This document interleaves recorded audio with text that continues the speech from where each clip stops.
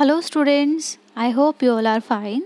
From today onwards we are going to start a new series of subject international marketing और आज हमारा topic रहेगा international marketing meaning, definition, nature and concept. So let's begin.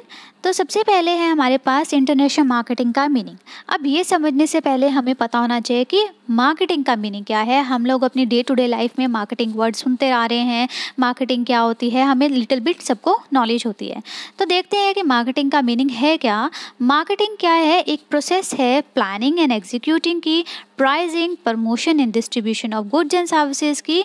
देखो हम लोग क्या करेंगे, प्लानिंग करेंगे, एग्जीक्यूशन करेंगे, प्राइसिंग डिसाइड करेंगे, हमारे गुड्स एंड सर्विसेज को प्रमोट कैसे करना है वो डिसाइड करेंगे, डिस्ट्रीब्यूट कैसे करना है अलग अलग स्टेट्स में, अलग अलग जोन्स में, वो डिसाइड करेंगे।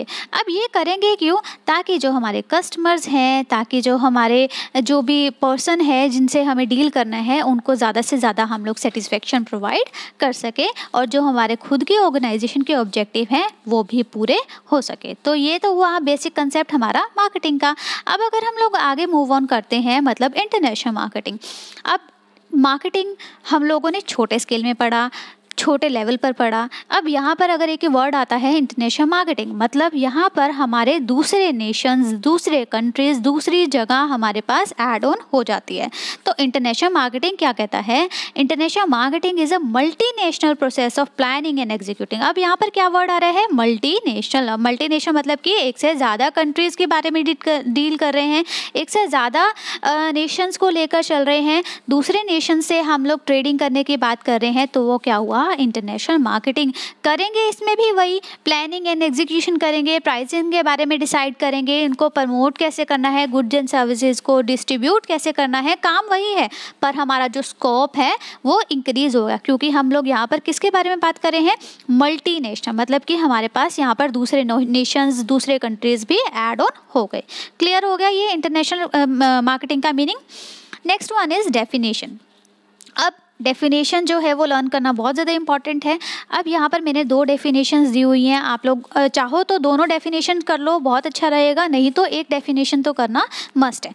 अब अकॉर्डिंग टू वेन टेरपेस्ट्रा ये क्या कहते हैं? The process of marketing beyond the countries border is called international marketing. जब हम लोग क्या करते हैं, अब एक कंट्री के बॉर्डर्स को क्रॉस करके जब हम मार्केटिंग करते हैं beyond the countries border, like अगर मैं हम लोग इंडिया में हैं, इंडिया से अगर मैं बाहर डील कर रही हूँ तो वो क्या हुआ? हमारा इंटरनेशनल मार्केटिंग।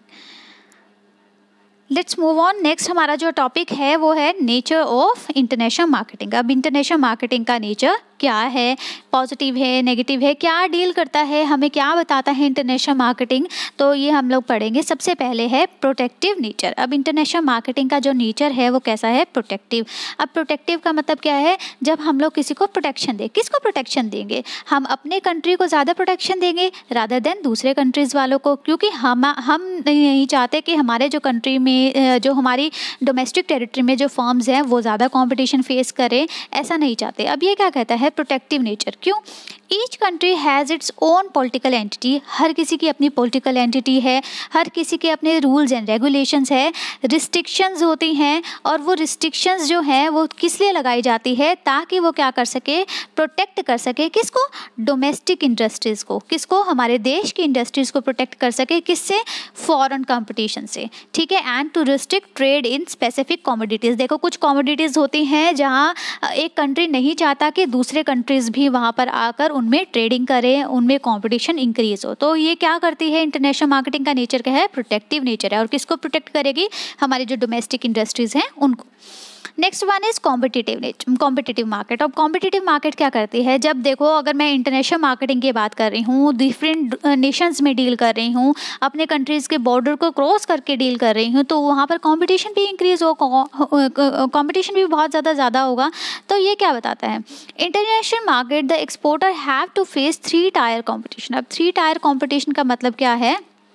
यहाँ पर अलग अलग कंपटीशन को फेस करना पड़ेगा। First one from local manufacturer, like अगर मैं कहीं जाकर मतलब लाइक अगर मैंने कनाडा में जाकर मैं सोच रही हूँ कि वहाँ पर जाकर ट्रेडिंग करूँ, वहाँ पर अपने जाके गुड्स को सेल करूँ, तो वहाँ के खुद के भी तो वहाँ पर सेलर होंगे, वहाँ पर तो फर्म होंगी, तो मुझे उनको फेस करना पड़ेगा। तो पहला जो कंपटीशन हुआ फ्रॉम लोकल मैन्युफैक्चरर। सेकेंड है from manufacturer of own country. अब मेरे इंडिया से और फर्म्स भी होंगी और पर्सन भी होंगे जो वहाँ जाकर सेल कर रहे होंगे गुड्स एंड सर्विसेज को, वहाँ पर डील कर रहे होंगे, वहाँ पर उनकी शॉप्स होंगी, तो मुझे अपने कंट्री के भी मैन्युफैक्चरर से कंपटीशन फेस करना पड़ेगा। एंड थर्ड वन क्या कहता है, from manufacturer of other foreign countries, दूसरे फॉरेन कंट्रीज से भी के जो फर्म्स है कि जो हमारे सेलर्स हैं, उनकी जो ऑर्गेनाइजेशंस हैं, उनसे भी मुझे कंपटीशन फेस करना पड़ सकता है। लाइक अगर मैं कनाडा की ही बात कर रही हूँ और मान लो जापान है, जापान के का जो फर्म्स है वो भी वहाँ पर सेल एंड परचेज कर रहे हैं, वहाँ पर ट्रेडिंग कर रहे हैं, तो मुझे उनसे भी कंपटीशन फेस करना पड़ सकता है। तो ये क्या है, इंटरनेशनल मार्केटिंग क्या है, कॉम्पिटिटिव मार्केट है, इसका जो नेचर है वो competitive nature. Next one is more risk. अब अगर मैं दूसरे कंट्री में ट्रेडिंग कर रही हूँ, इंटरनेशनल ट्रेडिंग कर रही हूँ, तो वहाँ पर रिस्क होने के चांसेस भी ज़्यादा होते हैं। चाहे मैं अपना जो ट्रेडिंग है, मैं अपना जो सामान है वो रोड के थ्रू पहुँचा रही हूँ, सी के थ्रू पहुँचा रही हूँ, या जैसे मर्जी मैं ट्रेडिंग कर रही हूँ, या वहाँ पर हमारे जो रिस्क एलिमेंट है वो ज़्यादा हो जाता है। एक्सीडेंट होने के चांसेस ज़्यादा है, डैमेज होने के चांसेस ज़्यादा है, स्पॉइलेज होने के चांसेस ज़्यादा हैं, ज़्यादा अराइज हो जाते हैं। और रिस्क कैसे हो सकता है, ये तो हमारे एक्सीडेंटल रिस्क है। और इसके रीज़न क्या है कि हमारे जो रिस्क हैं वो ज़्यादा होने के चांसेस क्या हैं। फर्स्ट वन है लॉन्गर टाइम पीरियड। अब लॉन्गर टाइम पीरियड में क्या है कि हमारा जो वहाँ पर जाने आने का जो हमारा टाइम पीरियड है, ट्रांजिट में जो हमारे टाइम लगेगा वो ज़्यादा टाइम पीरियड लगेगा। Second one is longer credit period involve. अब देखो लॉन्गर क्रेडिट पीरियड इन्वॉल्व का मतलब क्या है, अब ऐसा नहीं है कि अगर मैंने दूसरे कंट्री में ट्रेडिंग की और तभी के तभी मुझे इन हैंड मुझे अमाउंट उसकी या पेमेंट मिल गई, ऐसा नहीं है। कुछ टाइम लग सकता है मुझे उसकी पेमेंट रिकवर होने में। एंड थर्ड वन जो है large volume and high value of transaction. अब दूसरे नेशन में डील कर रही हूँ, वहाँ पर हमारे जो हमारा स्टॉक होगा मे बी वो भी हमारा ज़्यादा हो सकता है, हमारे जो स्टॉक की वैल्यू होगी वो भी ज़्यादा हो सकती है, और हमें दूसरे कंट्री की कई बार हमें प्रॉपर नॉलेज नहीं होती, proper rules and regulations foreign firms के बारे में ज़्यादा नहीं पता होता, इसीलिए हमारे पास जो रिस्क है वो रिस्क के होने के चांसेस बहुत ज़्यादा हो जाते हैं अगर हम इंटरनेशनल मार्केटिंग करते हैं तो ये तो अभी 3 पॉइंट थे। नेक्स्ट पॉइंट है हमारे पास डिफरेंट लीगल सिस्टम। अब डिफरेंट लीगल सिस्टम क्या कह रहा है कि हर नेशन के जो लीगल सिस्टम होते हैं, रूल्स एंड रेगुलेशंस होते हैं, वो अलग अलग होते हैं। लाइक अगर ब्रिटिशर्स हैं उनके इंग्लिश कॉमन लॉज होंगे, जो यूरोपियन कंट्रीज़ हैं, जो मुस्लिम कंट्रीज़ हैं उनके अलग रूल्स होंगे, और हमारे इंडिया के जो रूल्स हैं वो भी अलग होंगे। और कई बार हमें उन रूल्स एंड रेगुलेशंस के बारे में ज़्यादा पता नहीं होता, तो हमारे पास जो डिफ़िकल्टी है वो डिफ़िकल्टी जो है वो ज़्यादा हो जाती है, क्योंकि हर कंट्री के अलग अलग रूल्स एंड रेगुलेशंस होने के कारण। तो ये क्या है, हमारे पास थोड़ा सा डिफरेंट लीगल सिस्टम होने के कारण हमारा जो इंटरनेशनल मार्केटिंग में थोड़ा सा जो डिफ़िकल्टी है वो इंक्रीज़ हो जाते हैं। Next one is different monetary system. अब डिफरेंट मॉनिटरी सिस्टम तो होना ही है, हर कंट्री की अलग अलग करेंसी है, तो अलग अलग करेंसी में ही वो डील करते हैं, उनकी अलग अलग मॉनिटरी सिस्टम तो होना ही है। लाइक अगर हमारा इंडिया है तो हम लोग हमारी करेंसी क्या है, रुपीज़। अगर हम लोग यूएसए की बात करें तो उनकी करेंसी क्या है, हमारी डॉलर। जापान की अलग है, येन है, पाउंड है, यूरो है, अलग अलग कंट्री की अलग अलग करेंसी है। और हमारे पास जो एक्सचेंज वैल्यू है वो भी डिफरेंट हो जाएगी। और एक्सचेंज वैल्यू डिटरमाइन कैसे होती है, मार्केट फोर्सेस, मतलब कौन सी फोर्सेस, सप्लाई एंड डिमांड के कारण हमारे पास जो वैल्यूज़ है उनकी डिसाइड होती है।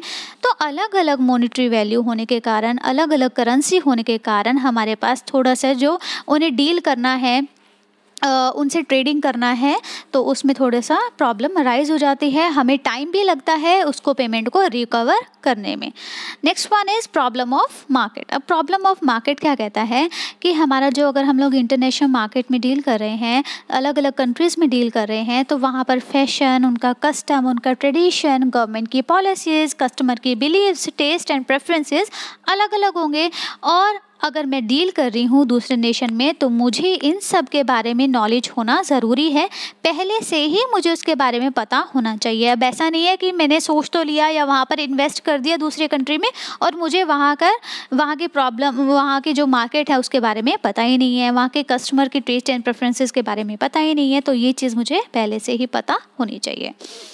Next one is political nature. Political nature क्या कहता है कि हमारे जो पॉलिटिकल नेचर है यहाँ पर भी हमारे पास ये इम्पोर्टेंस रखता है। International marketing is political in nature. Political nature कैसे? Political motive of country plays an important role in international trade. Political जो मोटिव है, उनके जो रूल्स एंड रेगुलेशंस है, उनके जो डिसीजंस है, वो इंटरनेशनल मार्केटिंग में बहुत बड़ा रोल प्ले करते हैं, क्योंकि एक कंट्री उसी कंट्री से ही डील करना चाहेगा जिससे उनके पहले से ही रिलेशन है। लाइक अगर हमारे पास एक यहाँ पर लिखा हुआ है कि डेवलप्ड कंट्री उसी प्रेफर करता है उसी कंट्री से ही डील करना जहाँ से वो पहले से ही वो उस कंट्री से डील करेगा जहाँ से वो उनके मैन्युफैक्चर प्रोडक्ट वो सेल कर सकते हैं। लाइक अगर हमारा जो अमेरिका है और अगर अमेरिका और ऑस्ट्रेलिया के बारे में अगर मैं एग्जांपल दूँ तो लाइक अगर मैं अमेरिका वहाँ पर प्रेफर करेगा जहाँ अगर ऑस्ट्रेलिया उनके ही प्रोडक्ट को परचेज़ करता है, अमेरिका के मैन्युफैक्चर प्रोडक्ट को परचेज़ करता है, तो और वो उसी से ही इंपोर्ट करवाना पसंद करेगा, ऑस्ट्रेलिया से इंपोर्ट कराना पसंद करेगा, क्योंकि वो अपने प्रोडक्ट वहाँ पर एक्सपोर्ट कर सकता है। तो ये पॉलिटिकल नेचर या उनके जो रूल्स हैं वो भी हमारे पास यहाँ पर इम्पॉर्टेंट रोल प्ले करते हैं हमारे पास इंटरनेशनल मार्केटिंग में। तो ये कुछ हमारे नेचर के पॉइंट्स थे, हमारे पास इंटरनेशनल मार्केटिंग का नेचर क्या होता है। Next one is concept of international marketing. अब इंटरनेशनल मार्केटिंग अगर मैं पढ़ रही हूँ और मुझे उसके कंसेप्ट के बारे में पता नहीं है, डिफरेंट टर्म्स के बारे में पता नहीं है, तो मुझे जो पॉइंट्स है वो क्लियर नहीं होंगे। तो पहला पॉइंट क्या कहता है? Domestic marketing. अब डोमेस्टिक मार्केटिंग जो टर्म है वो क्या बताती है कि जब हम अपनी डोमेस्टिक टेरिटरी में ही मार्केटिंग कर रहे हैं, ट्रेडिंग कर रहे हैं, सेल एंड परचेज कर रहे हैं, तो वो क्या हुआ हमारा डोमेस्टिक मार्केटिंग। मतलब जहाँ कहाँ पर टारगेटेड होती है? Exclusively at home country market. मतलब हमारे अगर इंडिया में ही मैं डील कर रही हूँ, इंडिया में ही मैन्युफैक्चर, इंडिया में ही मैं सेल कर रही हूँ, तो वो क्या हुई हमारी domestic marketing. A purely domestic country operates only domestically when it reaches growth limits it diversified into new market. अब इन्होंने क्या बताया कि हमारी जो डोमेस्टिक मार्केट होती है वो डोमेस्टिकली ही ट्रीट करती है। लाइक अगर मैन्युफैक्चरर हूँ किसी गुड्स एंड सर्विसेज के, तो मैं अपने कंट्री में ही डील करूँगी। अपने कंट्री में डील कर दिया, मैंने अच्छे से ग्रोथ कर ली है, प्रॉफिट बहुत ज़्यादा हो गया, तो मैं क्या सोचूंगी? मैं रादर देन दूसरे कंट्री में इन्वेस्ट करने की या वहाँ जाने की, मैं क्या सोचूंगी? दूसरी स्टेट में मैं अपनी ब्रांच खोलूँ या इसको और मॉडिफाई कैसे कर सकती हूँ और टेक्नोलॉजिकल चेंजेस कैसे कर सकती हूँ। तो मैं दूसरे कंट्री में जाने के बजाय मैं क्या करूँगी? अपने ही कंट्री में और जगह स्टोर्स ओपन करूँगी और मॉडिफिकेशन करने की ट्राई करूँगी। तो डोमेस्टिक मार्केट जो है वो हमेशा क्या रहती है? हमारी डोमेस्टिकली ही ट्रेडिंग करती है। Clear?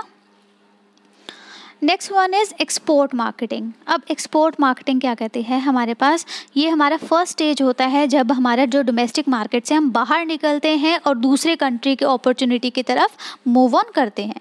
The main aim of the firm is to expand the market size from producer all goods in home country and export the surplus product to other country. अब इन्होंने क्या कहा कि हमारा फर्स्ट स्टेप है जब हम अपने कंट्री से बाहर निकलते हैं, दूसरे कंट्री में डील करते हैं। अब इसमें क्या है? जब हम लोगों ने मैन्युफैक्चर कर लिया हमारे होम कंट्री में, सेल आउट भी कर लिया और हमारे पास कुछ बच गया, स्टॉक या सरप्लस बच गया, तो हम लोग क्या करेंगे? दूसरे कंट्रीज़ में सेल आउट करना स्टार्ट कर देंगे and it makes full marketing effort in domestic country. अब बात आई, अगर मैंने अपने प्रोडक्ट्स को सेल कर दिया अपने डोमेस्टिक मार्केट में और सरप्लस मैंने बाहर भेज दिया। अब यहाँ पर कुछ मार्केटिंग एफर्ट्स की बात होती है। यहाँ पर हम लोग जो मार्केटिंग एफर्ट्स होते हैं, एडवर्टीजमेंट कर रहे हैं, प्रमोशन कर रहे हैं या जो भी है, वो हम लोग अपने डोमेस्टिक कंट्री में तो करेंगे, पर दूसरे कंट्रीज़ में हम लोग जो हमारे मार्केटिंग एफर्ट्स हैं उसको यूज़ नहीं करेंगे। दूसरे कंट्री में हम अपने प्रोडक्ट को सेल करने के लिए मार्केटिंग एफर्ट नहीं लगाएंगे। ये सिर्फ किस में है? एक्सपोर्ट मार्केटिंग में। ठीक है, इसमें इसमें डोमेस्टिकली तो हम लोग मार्केटिंग एफर्ट लगाएंगे पर फॉरेन मार्केट में एफर्ट्स नहीं लगाएंगे, हम सिर्फ सरप्लस भेज देंगे, सेल आउट हो गए तो ठीक है, नहीं तो कोई बात नहीं। It make no efforts to plan and execute marketing mix in the foreign country. Thus in export marketing the emphasis is on expanding the market size by exporting to other countries. तो इसका emphasis किस पे रहता है कि मैं जो marketing का स्कोप है, मार्केटिंग का जो स्कोप है या फिर मार्केट का जो साइज़ है उसको मैं क्या कर दूं, एक्सपेंड तो कर दूं, पर मुझे जो मार्केटिंग के जो एफर्ट हैं वो नहीं लगाने, मुझे स्कोप इंक्रीज करना है पर एफर्ट्स नहीं लगाने। तो ये क्या है, सच एज इनडायरेक्ट एक्सपोर्टिंग, जैसे हमारा इनडायरेक्ट एक्सपोर्टिंग, इसके अंदर क्या होता है, इसके अंदर जो इन्वेस्टमेंट है वो भी कम लगती है। वहाँ पर सिर्फ हम क्या करेंगे, मेरा कोई सेल पर्सोनल होगा या फिर मेरा कोई रिलेटिव होगा, मैंने उसके पास क्या कर दिया, वो सामान पहुँचा दिया क्योंकि मेरे पास सरप्लस रह गया था, तो वहाँ पर पहुँचा दिया और वो अपने आप ही उसको सेल आउट कर देगा, पर वो मार्केटिंग एफर्ट नहीं लगाएगा, मैं बहुत ज़्यादा इन्वेस्टमेंट नहीं करूँगी। तो ये तो क्या हुआ हमारा एक्सपोर्ट मार्केटिंग, क्योंकि ये हमारा फर्स्ट स्टेप है और इसमें मेरा ऑब्जेक्टिव क्या होता है, उसके स्कोप को या फिर मेरे जो मार्केट के साइज़ को इंक्रीज़ करने का। ठीक है, next point is international marketing. अब इंटरनेशनल मार्केटिंग जो है, जो हमारा टॉपिक ही है, जो हमारा सब्जेक्ट है, वो क्या कहता है, हमारे पास इंटरनेशनल मार्केटिंग, हम लोगों ने जब एक्सपोर्ट किया, जो पहले वाला पॉइंट किया, तो इसमें हम लोगों ने सेल आउट तो कर दिया, पर हम लोगों ने इसमें जो मार्केटिंग एफर्ट्स हैं वो नहीं लगाए। तो अब जो फर्म्स हैं उनको रियलाइज़ हुआ कि हाँ, अगर मैंने अपने प्रोडक्ट को भेज दिया, वहाँ पे सरप्लस भेज दिया और से एफर्ट लगाए नहीं, तो मेरा प्रोडक्ट सेल आउट कैसे होगा, मैंने प्रमोशन भी नहीं की, मैंने किसी को बताया ही नहीं हमारे प्रोडक्ट के बारे में, तो हमारे जो प्रोडक्ट हैं वो सेल आउट नहीं होंगे, प्रॉब्लम अराइज हो सकती है। तो ये क्या हुआ, in foreign market without full fledge marketing efforts in those country, मतलब हमारे पास वहाँ पर मार्केटिंग एफर्ट्स के बिना हमारा सेल करना मुश्किल हो जाता है। तो international marketing focus changes from just exporting to market in the foreign country. यहाँ पर क्या है, हमारा जो फोकस है वो चेंज हो जाता है, फोकस चेंज हो जाता है। यहाँ पर हम लोग सिर्फ एक्सपोर्ट नहीं करेंगे, हम इसमें अपने जो मार्केटिंग एफर्ट्स हैं वो भी ऐड ऑन कर देंगे। यहाँ पर क्या करेंगे, हम अपनी सब्सिडरी वहाँ पर बना देंगे, कोई और वहाँ पर मैंने फर्म बनाई या कोई शॉप ले ली जो वहाँ पर क्या करेगा, मार्केटिंग के ऑपरेशंस भी ध्यान देगा, अपने हमारे जो प्रोडक्ट्स हैं वो भी सेल आउट करेगा। और ये डिपेंड करता है कि मार्केट की जो हमारी जो सब्सिडरी है वो कैसे ऑपरेट होगी, वो फर्म टू फर्म डिफ़र कर सकता है कि वो अपनी मर्जी से चल रही है या फिर हेडक्वार्टर की मर्जी से चल रही है। तो ये क्या हुआ हमारे पास इंटरनेशनल मार्केटिंग।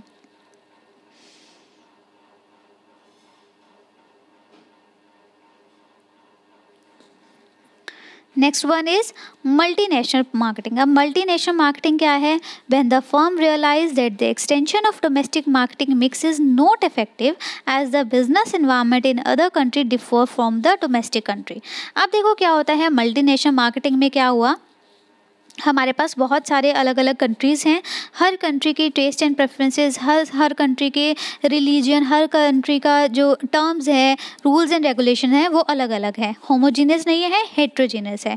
इसीलिए एक तरह की मार्केटिंग मिक्स हम हर जगह इम्प्लीमेंट नहीं कर सकते। The differences in the market across the country necessitate the modification of marketing mix. इसीलिए हमें क्या करना होगा, हमारे जो मार्केटिंग मिक्स हैं उनको अलग अलग ही इम्प्लीमेंट करना होगा। अब ऐसा नहीं है कि यहाँ पर मान लो एडवर्टीज़मेंट मैंने टीवी के थ्रू कर दी, तो हर जगह ज़रूरी नहीं है कि टीवी के थ्रू ही अगर मैंने अपनी प्रमोशन कर दी, अपने प्रोडक्ट के बारे में जानकारी दे दी, तो वहाँ पर भी सेल आउट हो जाएगा। ऐसा नहीं है, क्या पता वहाँ पर वो टीवी ना देखते हो, वहाँ पर कोई और हम लोग एफर्ट्स का यूज़ करेंगे, अलग अलग मार्केटिंग मिक्स को अडॉप्ट करेंगे, अलग अलग प्रमोशन मिक्स को यूज़ कर सकते हैं।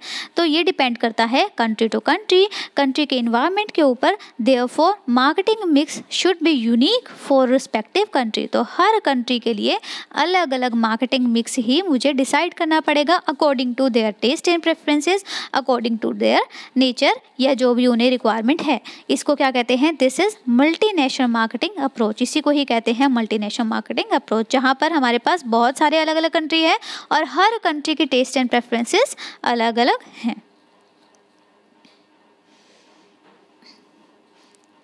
Next one is global marketing. अब ग्लोबल मार्केट क्या कहता है? When the firm realise although the world is not homogeneous market the possibility to identify group of customers across the global with similar values. अब हम लोगों ने जब ऊपर पढ़ा कि मल्टीनेशनल मार्केटिंग में क्यों करना पड़ा, मुझे अलग अलग टर्म्स क्यों चेंज करने पड़े, क्योंकि हर किसी का नेचर, हर किसी का टेस्ट एंड प्रेफरेंसेस अलग होते हैं। पर हमें क्या करना है, हमें देखने हैं कि अलग अलग कंट्रीज़ में भी कुछ कस्टमर्स ऐसे हैं जिनके टेस्ट एंड प्रेफरेंसेस सेम है। तो हमें क्या देखने हैं, हमें कुछ ऐसे सिमिलर वैल्यूज़ के कस्टमर, सिमिलर वैल्यूज़ के नेशंस देखने हैं जहां पर मैं सेम टाइप के अपने प्रोडक्ट्स को सेल आउट कर सकती हूं। नीड एंड बिहेवियर पैटर्न जहां सेम हो, who can be satisfy with a single standardise product and marketing mix. जहां हम लोग ऐसे कस्टमर्स को सर्च आउट कर लेंगे जिनके टेस्ट एंड प्रेफरेंसेस अलग हैं, जब चाहे वो अलग अलग कंट्री में ही हो, पर अगर उनके जो हमारे टेस्ट एंड प्रेफरेंसेस हैं वो अगर सेम है, तो मैं क्या कर सकती हूँ, सेम प्रोडक्ट को सेम मार्केटिंग मिक्स से अलग अलग कंट्रीज़ में सेल आउट कर सकती हूँ। पर इसके लिए मुझे क्या करना होगा, मुझे देखना होगा कि ये नेशन है, उनके लोग ऐसे हैं, उनके ट्रेडिशन ऐसे हैं, उनकी टेस्ट एंड प्रेफरेंसेस ऐसी है। अगर ये सब चीज़ें मैच करती हैं तो मैं अपने सेम प्रोडक्ट को सेम स्ट्रेटजीज़ पे अलग अलग कंट्रीज़ में भी सेल आउट कर सकती हूँ। ठीक है, पर ये चेक करना होगा कि अगर उनकी जो टर्म्स है, उनकी जो टेस्ट एंड प्रेफरेंसेस अगर सेम है तो ये था हमारे पास global marketing. So we may conclude that global marketing mix means operating as if all the country market in the company scope of operation। मतलब कि हर कंट्री की मतलब जो अलग अलग कंट्री है वो हमारे स्कोप में आते हैं। हमें क्या करना है, हमें कुछ ऐसे कस्टमर्स, ऐसे हमारे नेशंस चूज़ करने हैं, कंट्री चूज़ करने हैं जो हम अपने सेम प्रोडक्ट को सेम मार्केटिंग मिक्स से अलग अलग नेशन में सेल आउट कर सकते हैं। तो आई होप ये सब चीज़ें आप लोगों को क्लियर होगी। हम लोगों ने आज पढ़ा मार्केटिंग मिक्स का मीनिंग, इंटरनेशनल मार्केटिंग का meaning, definition, nature and concept. I hope आप लोगों को क्लियर हो गया होगा। So thank you and have a nice day.